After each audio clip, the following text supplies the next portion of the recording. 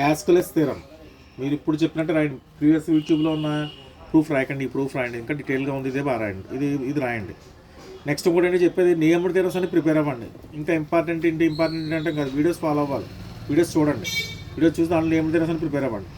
యాస్కులస్ theorem very very important theorem, జాగ్రత్తగా follow అవ్వండి. Follow అయితే 3 పేజీలు 4 పేజీలు చూడకండి, మీరు జాగ్రత్తగా ఫాలో అయితే ఈజీగా రాసేయచ్చు, పెద్ద కష్టమేం కాదు. ఇది Ascoli's theorem. Let x be a compact space then the closed subset of dou of x comma r or dou of x comma c is compact if and only if it is bounded and equicontinuous. Statement మనం ఒకసారి explain చేస్తాం. Statement కూడా మీరు రాయాలి. X అనేది compact space, దాని close subset తీసుకున్నప్పుడు close subset of డో ఆఫ్ ఎక్స్ఆర్ కానీ డో ఆఫ్ ఎక్స్ కామా సి కానీ తీసుకున్నప్పుడు అది కాంపాక్ట్ అవ్వాలంటే, క్లోజ్ సబ్సెట్ కాంపాక్ట్ స్పేస్ అవ్వాలంటే it is bounded and equicontinuous అవ్వాలి. అర్థమైందా? నెసరీ కండిషన్లో మీరు ఏం తీసుకోవాలి, డో ఆఫ్ ఎక్స్ కామా సికి డో ఆఫ్ ఎక్స్ కామా ఆర్కి క్లోజ్ సబ్సెట్ తీసుకోవాలి. తీసుకున్నది ఏం చెప్పాలి, అది కాంపాక్ట్ అని తీసుకున్నప్పుడు బౌండెడ్ అండ్ ఈక్వి కంటిన్యూస్ చెప్పాలి. అది నెసరీ కండిషన్. నెసరీ కండిషన్లో క్లోజ్ సబ్సెట్ ఒకటి తీసుకోవాలి, అది కాంపాక్ట్ అని చెప్పాలి. కాంపాక్ట్ అని తీసుకుని క్లోజ్ సబ్సెట్ కాంపాక్ట్ అని తీసుకుని మీరు ఏం ప్రూవ్ చేయాలి, బౌండెడ్ అండ్ ఈక్వి కంటిన్యూస్ అని చెప్పాలి. సఫిషియెంట్ కండిషన్లో ఏం తీసుకోవాలి, ఓ సబ్సెట్ తీసుకుని డో ఆఫ్ ఎక్స్ కామా ఆర్కి అది బౌండెడ్ ఈక్వల్ కండిషన్ తీసుకున్నప్పుడు అది కాంపాక్ట్ అని చెప్పాలి. అర్థమైందా? First necessary condition. దీనిలో మనకు తెలిసిన కాంపాక్ట్ అంటే తెలుసు. కాంపాక్ట్ స్పేస్ ఏంటి, ఎవర్ స్పేస్ కాంపాక్ట్ స్పేస్ అవ్వాలంటే ఎవరి open cover have a finite sub cover, అదొకటి. నెక్స్ట్ ఇంకా మిగిలింది ఏంటి మనకి, క్లోజ్డ్ సెట్ అంటే ఆల్రెడీ తెలుసు. ఇంకా డో ఆఫ్ ఎక్స్ఆర్ అంటే ఏంటి, డో ఆఫ్ ఎక్స్ఆర్ అంటే ఏంటంటే set of all bounded continuous functions from X to R. డో ఆఫ్ ఎక్స్ఆర్లో ఉంటే ఫంక్షన్స్ ఉంటాయి. ఎలాంటి functions, those are continuous and bounded from X to R అంటాం. డో ఆఫ్ ఎక్స్ కామా సి అన్నాం అనుకోండి, continuous bounded function from X to C అంటాం. అంటే రేంజ్ సెట్ ఇక్కడ కోడోమైన్ సెట్ ఆర్ అయితే, set of R real numbers అయితే, ఇక్కడ కోడోమైన్ సెట్ అవుతుంది, set of all complex numbers అవుతుంది. ఇక్కడ ఫస్ట్ నెసరీ కండిషన్ తీసుకోవాలి. ఇప్పుడు ఎఫ్ అనేది close subset of the compact space X అని తీసుకోవాలి. ఇది మనం ఏం ప్రూవ్ చేయాలి, మనం బౌండెడ్ అండ్ ఈక్వల్ కంటిన్యూస్ అని చెప్పాలి. ఇప్పుడు F is the closed subset of the compact space X తీసుకుందాం. ఎక్స్ అంటే ఎక్స్ కాదు, ఎక్స్ అంటే మీనింగ్ ఏంటి ఇక్కడ, డో of X comma C or డో ఆఫ్ ఎక్స్ కామా ఆర్ అని. అంటే ఎఫ్ ఈజ్ సబ్సెట్ ఆఫ్ డో ఆఫ్ ఎక్స్ కామా సి అయినట్టు. అంటే ఎఫ్లో కూడా ఏముంటాయి మనకి, ఎఫ్లో ఉంటాయి continuous bounded functions from X to C ఉంటాయి. ఫర్దర్ ఎక్స్ ఏం తీసుకున్నాం మనం, కాంపాక్ట్. మనం ఆల్రెడీ ఒక థియరం చెప్పాను, close subset of A compact space కూడా ఏమవుతుంది మనకి, కాంపాక్ట్ అవుతుంది. The closed subset of A compact space is also compact. కాబట్టి ఎఫ్ కూడా ఏమవుతుంది మనకి, కాంపాక్ట్ అవుతుంది. కాంపాక్ట్ అంటే మీనింగ్ ఏంటి, every open cover I have a finite sub cover. F కొన్న ప్రతి ఓపెన్ కవర్కి ఫైనైట్ సబ్ కవర్ ఉంటుంది. సబ్ కవర్స్ అంటే ఓపెన్ కవర్స్ అంటే ఏంట్లో ఫామ్ అవుతాయి, ఓపెన్ బాల్స్ ఫామ్ అవుతాయి. దాని సెంటర్స్ ఏమవుతాయి, పాయింట్స్ అవుతాయి. కానీ ఇక్కడ ఎఫ్లో పాయింట్స్ ఉండవు, ఎఫ్లో ఏమున్నాయి, ఫంక్షన్స్ ఉన్నాయి. కాబట్టి ఓపెన్ బాల్స్ అంటే దేంతో ఫామ్ అవుతాయి, సెంటర్ ఆఫ్ సమ్ ఫంక్షన్తో ఫామ్ అవుతాయి. అది తీసుకున్నాం. Let F1 finite sub cover ఉందని తీసుకున్నాం కదా, కాబట్టి finite number of continuous function తీసుకున్నాం ఎఫ్లో. F1 F2 and so on Fn belongs to F such that F is contained in union of I is కూడా 1 to n S epsilon by 3 of Fi. Centre ఇక్కడ function తీసుకుంటున్నాం, అది గుర్తుపెట్టుకోవాలి. ఇక్కడ element తీసుకోకూడదు, ఎందుకని F continuous functions కాబట్టి. ఇప్పుడు మనం ఫస్ట్ ఏం చెప్పాలి, F అనేది బౌండ్ అని చెప్పాలి, ఈక్వి కంటిన్యూస్ చెప్పాలి, అంతేనా. మనకు ఎఫ్ ఏం తీసుకుందాం, ఎఫ్ ఈజ్ కాంపాక్ట్ అంటే తీసుకున్నాం కదా. అంటే ఎఫ్ మనకి క్లోజ్డ్ అయిందంటే meaning it contains all of it's limits point కదా. దేర్ఫోర్ ఎఫ్ ఆటోమేటిక్ బౌండ్ అయిపోయింది. ఇంకా మనం ఏం చెప్తే సరిపోతుంది, ఓన్లీ ఈక్వి కంటిన్యూస్ అని చెప్తే సరిపోతుంది.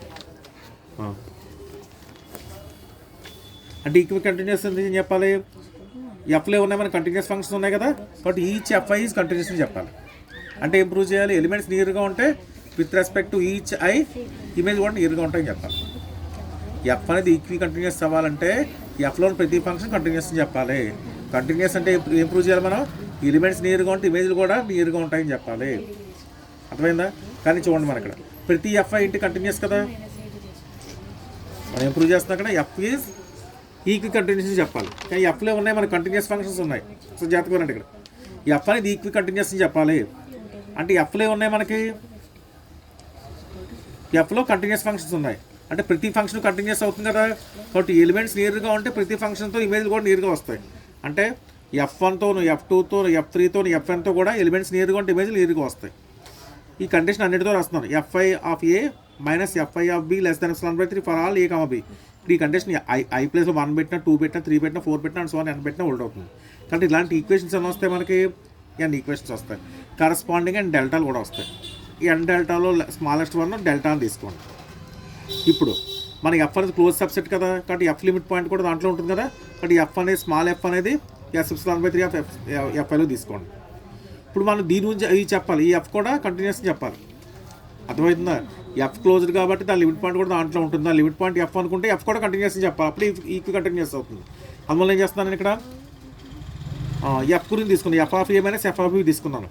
దీని అలా రాయచ్చు మనం F of A minus f i of A plus phi of minus f i of B plus phi of B minus f i of B అని రాసాం. స్ప్లిట్ చేయండి. దీన్ని స్ప్లిట్ చేస్తే F of A minus f i of A, phi of A minus f i of B, phi of B minus F of B అని వచ్చింది. కానీ ఈ conditions అన్నీ మనకి ఎఫ్ఐతోనే హోల్డ్ అవుతున్నాయి, ఎఫ్ఐతో కూడా హోల్డ్ అవుతున్నాయి. కాబట్టి అన్ని ఎప్సిలాన్/3 వచ్చింది. టోటల్గా ఎప్సిలాన్ వచ్చింది. అంటే FA minus FB less than epsilon వచ్చింది. అంటే ఎఫ్ కూడా కంటిన్యూస్ అయింది. అంటే క్యాపిటల్ ఎఫ్ కొన్ని లిమిట్ పాయింట్ ఎఫ్ అనుకుంటే అది కూడా కంటిన్యూస్ అయిపోయింది. దేర్ఫోర్ క్యాపిటల్ ఎఫ్ అయినట్టు మనకి ఈక్వి కంటిన్యూస్. క్యాపిటల్ ఎఫ్ కొన్ని లిమిట్ పాయింట్ కూడా కంటిన్యూస్ అయింది కాబట్టి క్యాపిటల్ ఎఫ్ మనకి ఈక్వి కంటిన్యూస్ అయింది. కాబట్టి నెసరీ కండిషన్ ప్రూవ్ అయింది. అర్థమైందా? నెక్స్ట్ సఫిషియెంట్ కండిషన్ చూడండి. సఫిషియెంట్ కండిషన్ తీసుకోవాలి మనం. ఎఫ్ అనేది బౌండెడ్ అండ్ ఈక్వి కంటిన్యూస్ తీసుకోవాలి. తీసుకుని మనం ఏం ప్రూవ్ చేయాలి? ఎఫ్ ఈజ్ కాంపాక్ట్ అని చెప్పాలి. కానీ ఎఫ్లో ఉన్నాయి మనకి కంటిన్యూస్ ఫంక్షన్స్ ఉన్నాయి కాబట్టి కాంపాక్ట్ అంటే ఏం చెప్పాలంటే సీక్వెన్షియల్లీ కాంపాక్ట్ అని చెప్పాలి. కాంపాక్ట్ అంటే ఎలా ప్రూవ్ చేయాలి? Sequentially compact. సీక్వెన్షియల్లీ కాంపాక్ట్ అంటే ఏం చెప్పాలి? ప్రతి సీక్వెన్స్కి ఒక కన్వర్జెంట్ సబ్ సీక్వెన్స్ ఉంటుందని చెప్పాలి. అర్థమైందా? ఎఫ్లో ఉన్న ప్రతి సీక్వెన్స్కి ఒక కన్వర్జెంట్ సబ్ సీక్వెన్స్ ఉంటుందని చెప్పాలి. కాబట్టి ఫస్ట్ ఎఫ్లో సీక్వెన్స్ తీసుకున్న S1 అన్ని ఫంక్షన్స్తో ఫామ్ అవుతాయి కదా. ఎఫ్లో ఫంక్షన్స్ కదా ఉన్నాయి, క్యాపిటల్ ఎఫ్లో కూడా ఫంక్షన్స్ కదా ఉన్నాయి. కాబట్టి ఎలా రాసాను? F1, F11, F12, F13, అలాగే F21, F22, F23 and so on. ఇప్పుడు సీక్వెన్స్ తీసుకున్నాం ఈ నెక్స్ట్లో. అర్థమైందా? ఇప్పుడు మనం ఏం క్లెయిమ్ చేయాలి? S1 కన్వర్జెంట్ సబ్ సీక్వెన్స్ ఉంటుందని చెప్పాలి. సిన్స్ ఎక్స్ ఏం తీసుకున్నాం మనం? కాంపాక్ట్ తీసుకుంటే మనకి ఆల్రెడీ థియరమ్స్ ఉన్నాయి. ప్రతి compact space countable dense set ఉంటుంది. ఆ కౌంటబుల్ డెన్ సెట్ ఏ తీసుకున్నాను. ఏలో X1, X2 and so on element రాసి కౌంటబుల్ ఎలిమెంట్స్ రాస్తాను. ఇప్పుడు ఎఫ్ అనేది ఏంటి మనకి? ఎఫ్ బౌండెడ్ అని తీసుకున్నాం కదా. ఎఫ్ బౌండెడ్ కాబట్టి ఎఫ్ బౌండ్ అయిందంటే దాంట్లో ప్రతి ఈ ఫంక్షన్స్ అన్ని బౌండెడ్ కాబట్టి F1 ఆఫ్ ఎక్స్ కూడా bounded. F1 of x is bounded for all n is 1, 2, 3 and infinity. ఇక్కడ x1 పెట్టుకోండి. F1 of x1 is less than equal to k for all n belongs to n. That implies ఏమైనట్టు sequence F1 ఆఫ్ n of x1 is bounded sequence అయింది. Bounded sequence అయింది కాబట్టి ఆటోమేటిక్గా మనకి ఏమవుతుంది? ఆ F1 of x have convergent sub sequence ఉంటుంది. ఆ కన్వర్జెంట్ సబ్ సీక్వెన్స్ ఎలా తీసుకున్నాం అంటే S2 తీసుకుంటున్నాం. S2 ఎలాగా? F21, F22, F23 and so on తీసుకున్నాం. ఇదే convergent sub sequence of S1 తీసుకున్నాం. మళ్ళీ దీని నుంచి ఏం తీసుకొస్తాను? Set of F2n. ఇక్కడ F1n బట్టి వచ్చాం కదా ఆఫ్ x1, ఇక్కడ F2n ఆఫ్ x2 తీసుకున్నాం. ఇది కన్వర్జెంట్ అవుతుంది దీని నుంచి. అన్ని 2తో స్టార్ట్ అవుతున్నాయి కదా. 2, 1, 2, 2, 2, 3 అలా రాస్తాం కదా. కాబట్టి F2n of x is convergent అనేది దీని నుంచి. నెక్స్ట్